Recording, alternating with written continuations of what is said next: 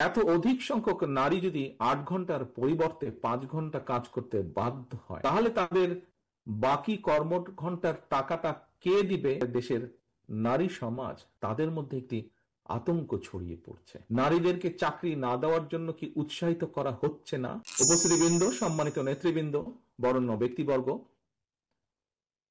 বর্তমানে দেশে গার্মেন্ট শিল্প থেকে শুরু করে বিভিন্ন সেক্টরে কর্মজীবী নারীর সংখ্যা যতটুকু আমার ধারণা আছে 2 কোটিরও বেশি। এত অধিক সংখ্যক নারী যদি 8 ঘন্টার পরিবর্তে 5 ঘন্টা কাজ করতে বাধ্য হয়, তাহলে তাদের বাকি কর্মঘন্টার টাকাটা কে দিবে? এটি একটি বিরাট প্রশ্ন। নারীর কর্মঘন্টা কমানোর কথা বলে চাকরিদাতাদেরকে কি কৌশলে নারীদেরকে চাকরি না দেওয়ার জন্য কি উৎসাহিত করা হচ্ছে না? আমি যতটুকু জেনেছি, এই কথাটি প্রকাশিত হওয়ার পরে দেশের নারী সমাজ, যারা বিভিন্নভাবে কর্মসংস্থানের সাথে সংশ্লিষ্ট আছেন, সেটি গার্মেন্টস হোক বা বিভিন্ন সেক্টরেই হোক, তাদের মধ্যে একটি আতঙ্ক ছড়িয়ে পড়ছে। প্রিয় সম্মানিত উপস্থিতিবৃন্দ, মানুষ যখন কর্মহীন হয়ে পড়ছে, এমন পরিস্থিতিতে কর্মজীবী নারীদের মনে ছড়িয়ে পড়া যে চাকরির সংকোচনের আতঙ্ক,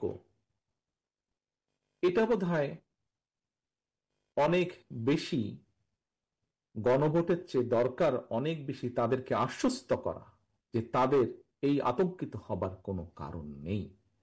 তাদের কাছে এই আতঙ্কটি বোধহয় গণভোটের চেয়ে অনেক বেশি গুরুত্বপূর্ণ মনে হয়। এই আতঙ্ক কাটানোটাও গুরুত্বপূর্ণ।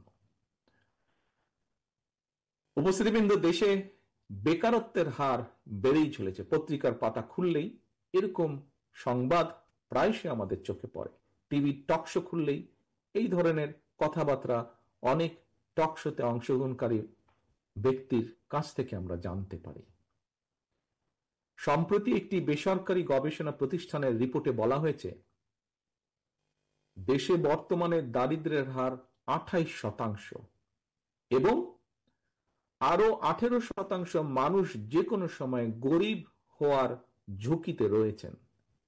স্ট্যান্ডার্ড অনুযায়ী যেই স্কেলের নিচে গেলে গরিব বলে একজন মানুষকে মনে করা হয়, এরকম 18% মানুষ সেই ঝুঁকিতে রয়েছেন।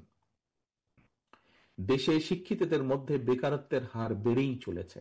দেশে উচ্চ মাধ্যমিক এবং গ্র্যাজুয়েট ডিগ্রিধারী প্রতি 5 জনের মধ্যে একজন বেকার। আজকের আমাদের এই অনুষ্ঠানের মধ্যে খুব সম্ভবত গার্মেন্ট শিল্পের সাথে জড়িত এরকম কয়েকজন ব্যক্তি উপস্থিত আছেন। সম্প্রতি বিজিএমই জানিয়েছে, গত 14 মাসে সাভার, গাজীপুর, চট্টগ্রাম, নারায়ণগঞ্জ, মঞ্চেও একজন উপস্থিত আছেন এই ব্যাপারে, যার খুব ভালো ধারণা আছে, আমাদের স্থায়ী কমিটির সদস্য জনাব আমির খসরু সাহেব। যে কথাটি বলছিলাম আমি, যে গত 14 মাসে সাভার, গাজীপুর, চট্টগ্রাম, নারায়ণগঞ্জ, নরসিংদীতে কমপক্ষে 300-তেরও বেশি পোশাক কারখানা বন্ধ হয়ে গিয়েছে। আমাদের মাঝে, শ্রোতাদের মাঝে সাকি সাহেব আছেন, উনি এই বিষয়টি উপস্থিত আছেন, উনিও এই বিষয়টি আমার ধারণা খুব ভালোভাবে জানেন, কারণ উনি ওই রাজনীতি, শ্রমিক রাজনীতির সাথে কম বেশি ইনভলভ আছেন। এই যে প্রায় 300-র বেশি, 350-র বেশি, বরং আমি বলবো 300 নয়, 350-র বেশি পোশাক কারখানা বন্ধ হয়ে গিয়েছে। এবং এই বন্ধ হয়ে যাওয়া কারখানার সাথে কারণে 1,20,000-এর মতন শ্রমিক কর্মহীন হয়ে পড়েছেন। সম্মানিত উপস্থিতিবৃন্দ, কর্মহীন এই মানুষগুলোর কাছে রাষ্ট্রের হাজার টাকা ব্যয় করে কথিত গণভোটের চাইতে নিশ্চয়ই একটি চাকরি কি বেশি জরুরি নয়? আমার নর্মাল কমন সেন্স তাই বলে।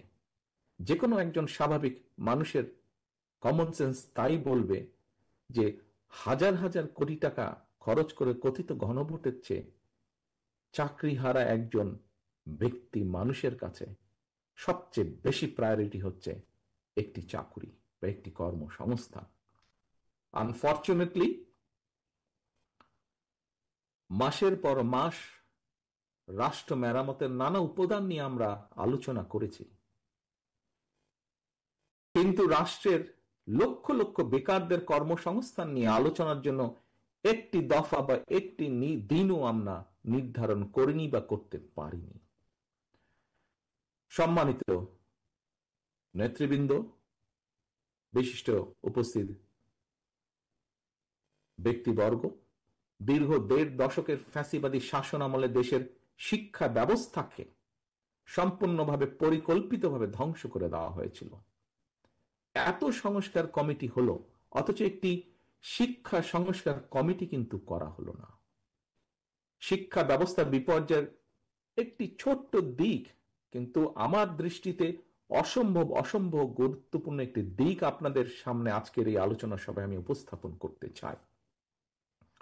উপস্থিতিবৃন্দ, গত অক্টোবর মাসে প্রকাশিত উচ্চ মাধ্যমিক, আমি জানি না আপনারা খেয়াল করেছেন কিনা, বিষয়টি যেভাবেই হোক আমি খেয়াল করার সুযোগ হয়েছে আমার। গত অক্টোবর মাসে প্রকাশিত উচ্চ মাধ্যমিক পরীক্ষার ফলাফলে যদি আমরা বিবেচনা করি, আমরা দেখব 2025 সালে উচ্চ মাধ্যমিক পরীক্ষায় পাশের হার ছিল সর্বনিম্ন। শুধু তাই নয়, আমরা যদি আরেকটি জিনিস খেয়াল করি, সবগুলো যদি বিবেচনা করি, দেশে 200টারই বেশি শিক্ষা প্রতিষ্ঠান যেখানে একজন শিক্ষার্থীও পাশ করেনি। এটি তো গেল একটি দিক। এর ভিতরে আরেকটি অত্যন্ত ডেঞ্জারাস বিষয়, খুব অ্যালার্মিং একটি বিষয় আপনাদের সামনে আমি এখন উপস্থাপন করতে চাই।